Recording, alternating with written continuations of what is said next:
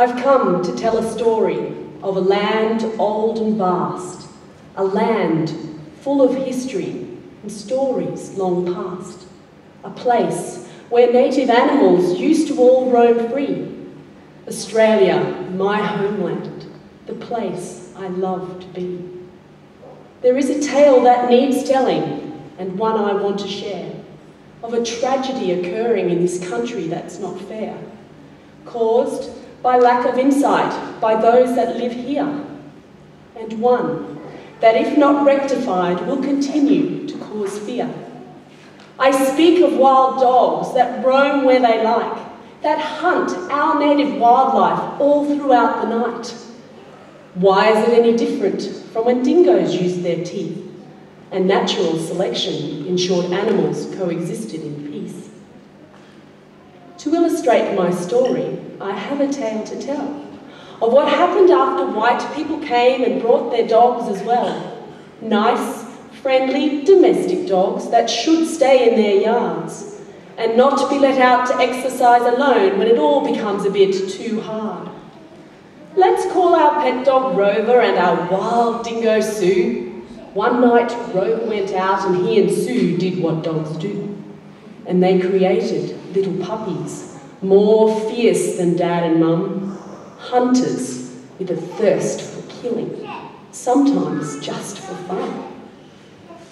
And that's how it happens, and how it comes to be, when we allow our domestic dogs to wander carefree.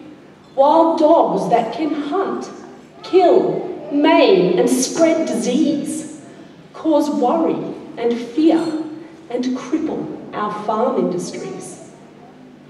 We tried to build a fence that contained the dogs somewhat, and we've used poisoned meats that's also killed a lot. But until we can learn how to keep our dogs locked up at night, the problem will continue and we will lose the fight. Wetlands, grasslands, deserts, plains and rivers too, full of fragile ecosystems so easy to undo. Managing our pets is essential, don't you think, to ensure our plants and wildlife do not become extinct. Bilby, bettong, hopping mouse, they're all disappearing fast.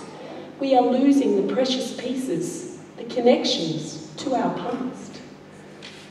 The dogs and cats we let go free are a menace to this land.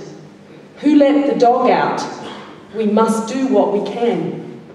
Our pet dogs will keep breeding with dingoes while we sleep, and their pups will keep on killing our nation's treasured sheep and upsetting the natural balance of our native wildlife. It is now we are realising we really are in strife. So the moral of my tale is to keep old Rover locked up and manage the wild dog numbers along with their pups. It's something that we must all make sure we can learn about and move on quickly from the question of who let the dog out, because it really doesn't matter who did this to our land. What matters is we stop them now and we all lend a hand before we lose the bilby and our sheep industry too. We must all come together and work out what we need to do.